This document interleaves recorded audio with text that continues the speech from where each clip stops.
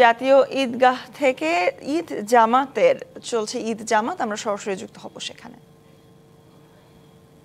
يا أيها الذين آمنوا اتقوا الله ولتنظر نفس ما قدمت لغد واتقوا الله إن الله خبير بما تعملون ولا تكونوا كالذين نسوا الله فأنساهم أنفسهم أولئك هم الفاسقون لا يستوي أصحاب النار وأصحاب الجنة أصحاب الجنة هم الفائزون الله أكبر الله أكبر الله أكبر الله أكبر الله أكبر الله أكبر الله أكبر الله أكبر سمع الله لمن حمده ربنا لك الحمد الله أكبر الله أكبر الله أكبر الله أكبر الله أكبر الله أكبر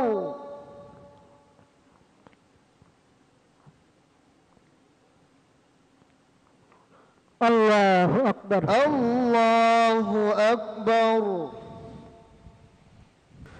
السلام عليكم ورحمة الله السلام عليكم ورحمة الله الله السلام عليكم ورحمة الله الله أكبر الله أكبر لا إله إلا الله والله أكبر الله أكبر ولله الحمد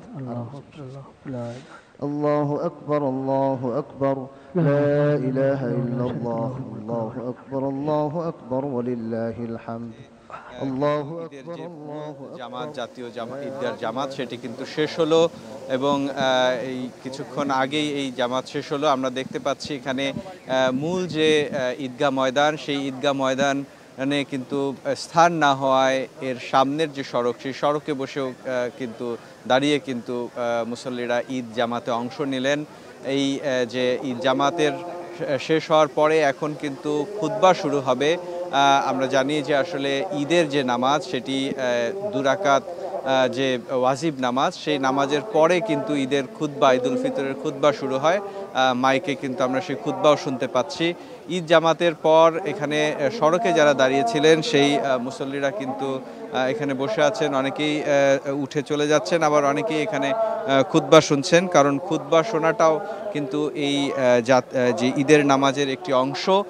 সে কারণে এখানে বসে তারা খুতবা শুনছেন। এই খুতবার পরে দেশ ও জাতির শান্তি কামনা করে কিন্তু মুনাজাত করা হবে, সেই মুনাজাতেও কিন্তু মুসল্লিরা অংশ নেবেন।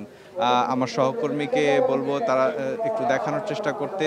মূল যে জামাত স্থল, মূল গেট দিয়ে, সদর দরজা দিয়ে কিন্তু আসলে মুসল্লিরা এরই মধ্যে বের হতে শুরু করেছেন।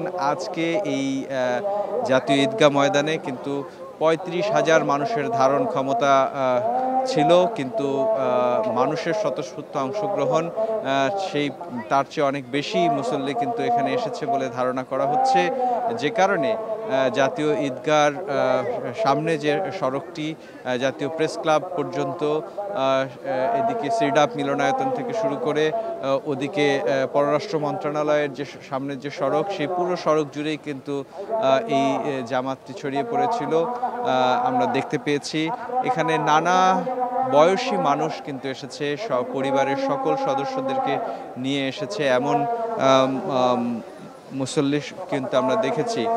মূলত সবাই মিলে একসঙ্গে ঈদ জামাত উদযাপন করার যে আনন্দ, সেই আনন্দের অংশ হতেই কিন্তু মানুষ রাজধানীর বিভিন্ন প্রান্ত থেকে এই ঈদ জামাতে অংশ নিয়েছেন। আজকের এই জাতীয় ঈদগাহ যে ঈদ জামাত অনুষ্ঠিত হলো, সেটি পরিচালনা করেন বাইতুল মোকাররম জাতীয় মসজিদের খতিব মুফতি মোহাম্মদ আব্দুল মালেক। সেই নামাজ শেষে কিন্তু এখন তিনি খুতবা বয়ান করছেন। মুসল্লিরা কিন্তু খুতবা শুনছেন এবং এই খুতবা পরে যেটি হবে মুনাজাত অনুষ্ঠিত হবে।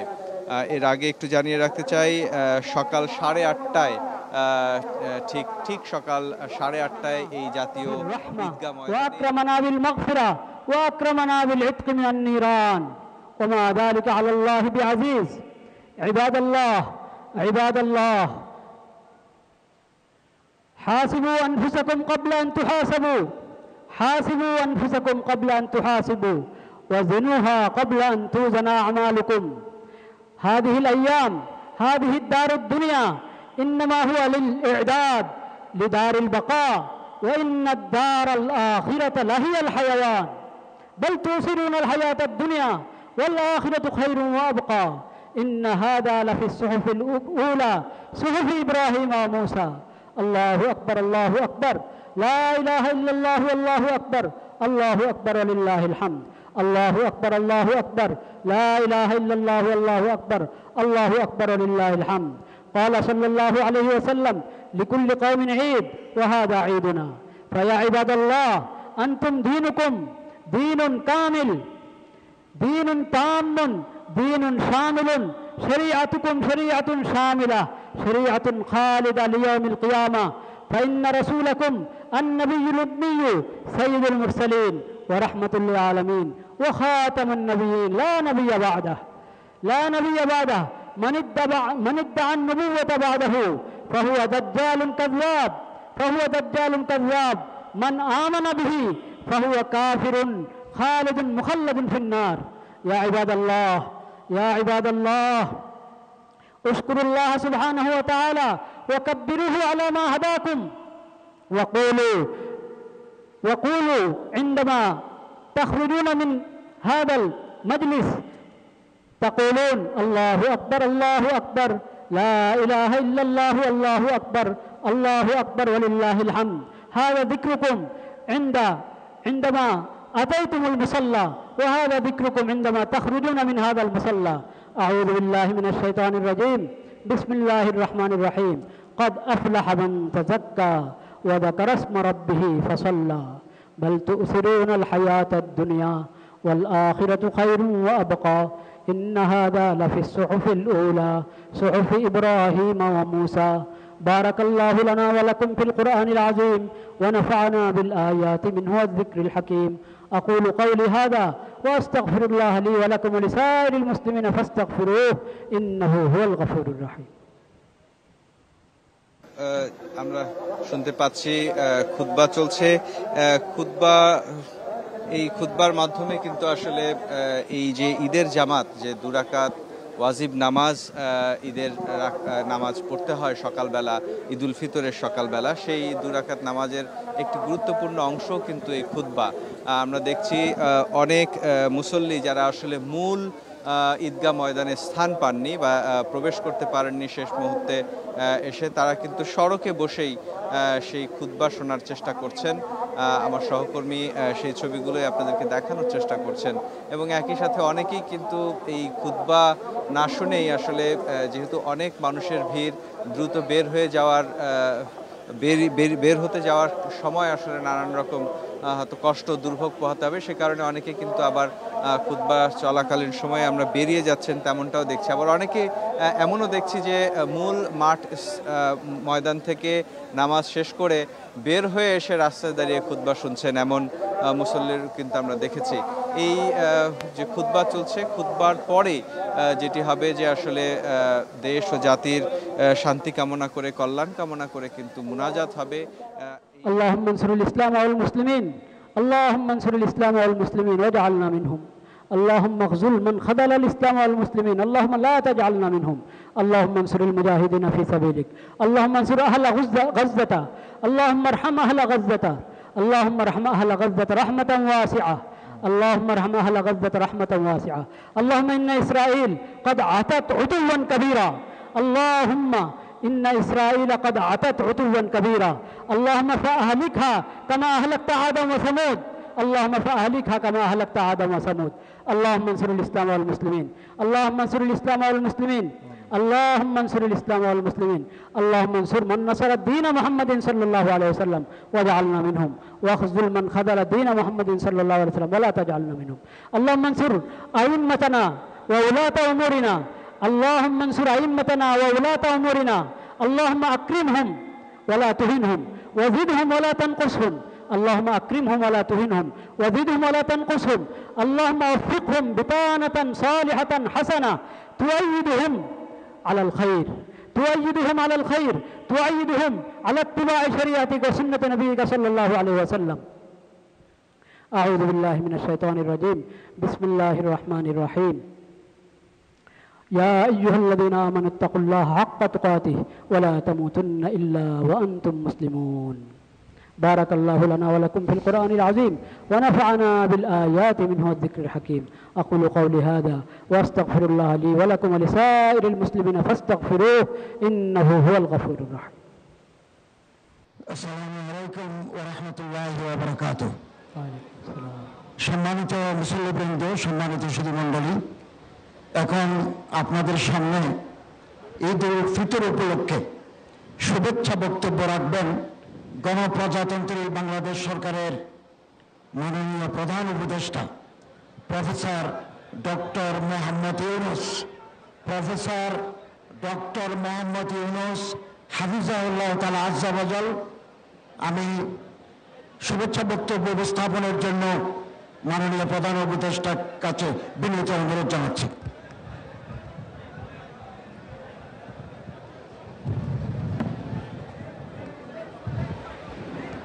আসসালামু আলাইকুম।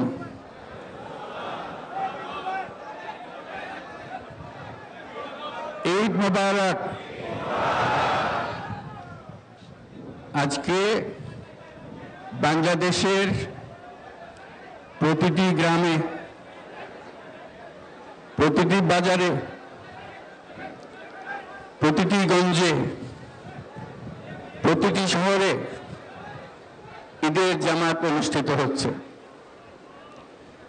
আমরা জাতির পক্ষ থেকে জামাতে যারা যেখানে শরীক হয়েছেন তাদেরকে ঈদ মোবারক জানাচ্ছি। একটু জোরে বলেন, তারা যেন সবাই শুনতে পায়। যারা ঈদের জামাতে শরীক হবার সুযোগ পাননি তাদেরকেও আমরা ঈদ মোবারক জানাচ্ছি, সেটাও জোরে ঈদ মোবারক দেন। আমাদের মা বোনেরা, মহিলারা যারা ঘরে আছেন তাদেরকেও আমরা জাতির পক্ষ থেকে ঈদ মোবারক জানাচ্ছি। আমাদের প্রবাসী শ্রমিকরা যারা বিদেশে আছে, সারা বছর কষ্ট করেছে, আজকে হয়তো ঈদের জামাতে যেতে পারবেন কিংবা যেতে পারবেন না, কিন্তু জাতির পক্ষ থেকে আমরা তাদেরকেও ঈদ মোবারক জানাচ্ছি। যারা বাংলাদেশিরা আছেন পৃথিবীর বিভিন্ন দেশে, জাতির পক্ষ থেকে তাদেরকে আমরা বলে যাইনি, তাদেরকেও আমরা ঈদ মোবারক জানাচ্ছি। যারা হাসপাতালে আছে, রোগী, বিভিন্ন কারণে ঈদের জামাতে যেতে পারেন নাই, তাদেরকেও ঈদ মোবারক জানালাম। ঈদ দূরত্ব ঘুচানোর দিন, নৈকট্যের দিন, ভালোবাসার দিন। আজকে সেই দিনটা আমরা যেন গভীর ভালোবাসার সঙ্গে উদযাপন করতে পারি। সেই বাক্য, সেই